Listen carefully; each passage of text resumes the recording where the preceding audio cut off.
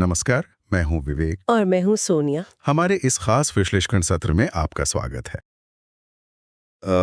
लगभग 80 से ज्यादा सालों की सीक्रेट फाइलें और अमेरिकी राष्ट्रपतियों के बड़े बड़े दावे, हम्म और जब दस्तावेजों की जांच हुई तो नतीजा क्या निकला? Zero aliens. हाँ, बिल्कुल जीरो। तो फिर अमेरिका को इन उड़न तश्तरियों और एलियंस का इतना शौक क्यों है भाई? ठीक है, इसे थोड़ा विस्तार से समझते हैं। आज का हमारा मिशन यही है कि हम गहराई से जानें कि पेंटागन की इन डीक्लासिफाइड फाइल्स के पीछे कोई ठोस वैज्ञानिक सच्चाई है या फिर ये जनता का ध्यान भटकाने की कोई बहुत बड़ी राजनीतिक चाल है। बिल्कुल। और जब हम इस विषय की गहराई में जाते हैं तो ये सिर्फ आसमान में चमकने वाली कुछ अजीब रोशनियों की कहानी नहीं रह जाती।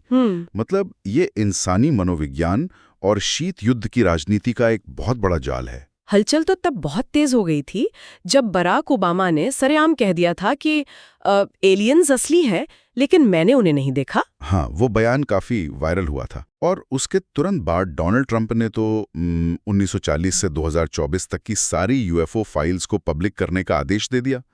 ऐसा लगा जैसे फाइनली सच्चाई सामने आने वाली है। सबको यही लगा था। उम्मीदें बहुत ज्यादा थीं। 160 से ज्यादा फाइल्स और 400 से अधिक दस्तावेजों का विश्लेषण किया गया, लेकिन जो रिपोर्ट सामने आई वो एकदम साफ कहती है कि कोई एलियन नहीं मिला। कोई क्रैश हुआ स्पेसक्राफ्ट भी नहीं? कुछ भी नहीं। मलबा या एलियन के अवशेष जैसा तो नामो निशान तक नहीं मिला। अरे रुको, अगर कुछ नहीं मिला तो फिर अपोलो 11, 12 और 17 के अंतरिक्ष यात्रियों ने जो अजीब रोशनियां देखी थी वो आखिर क्या थीं? और वो 2004 के सैन्य वीडियो का क्या, जिनमें कुछ ऑब्जेक्ट्स फिजिक्स के सारे नियम तोड़ रहे हैं? हाँ, वो असंभव से करतब दिखाने वाले ऑब्जेक्ट्स को समझने में दावा करता है। फिर इन अस्पष्ट सैन्य साइटिंग्स को क्यों नहीं सुलझा पा रहा? और यहीं पर वो ग्रे एरिया आता है जहां सब उलझ जाते हैं। अमेरिकी वायुसेना का एक बहुत पुराना प्रोग्राम था जिसका नाम था प्रोजेक्ट ब्लू बुक। अच्छा। हाँ, उनका काम ही यही था कि वो इन साइटिंग्स की जांच करें। उन्होंने हजारों केस सुलझाए, लेकिन 701 केस आज भी पूरी तरह से अनसुलझे हैं। 701 केस! विज्ञान आज ब्लैक होल की तस्वीरें ले रहा है। फिर इन मामलों में हमारे आधुनिक रडार क्यों फेल हो रहे हैं? क्या तकनीक सच में इतनी पीछे है?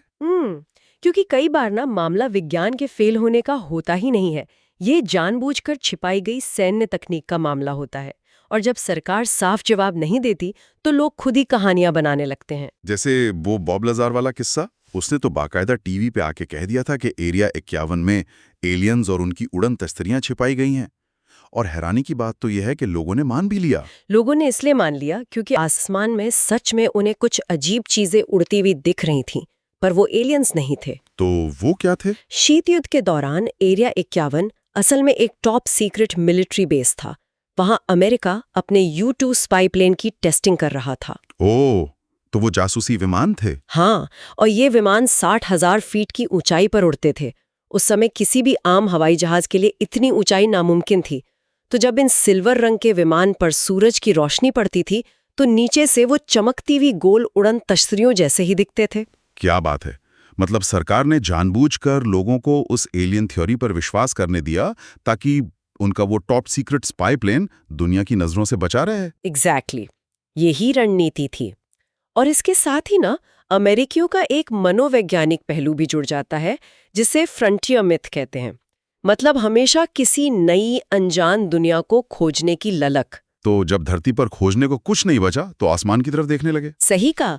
फिर हॉलीवुड की फिल्मों और वाटरगेट स्कैंडल के बाद सरकार पर जो अविश्वास पैदा हुआ उसने इन थ्योरीज को एकदम पक्का कर दिया। एक सेकंड, यहाँ एक सवाल उठता है।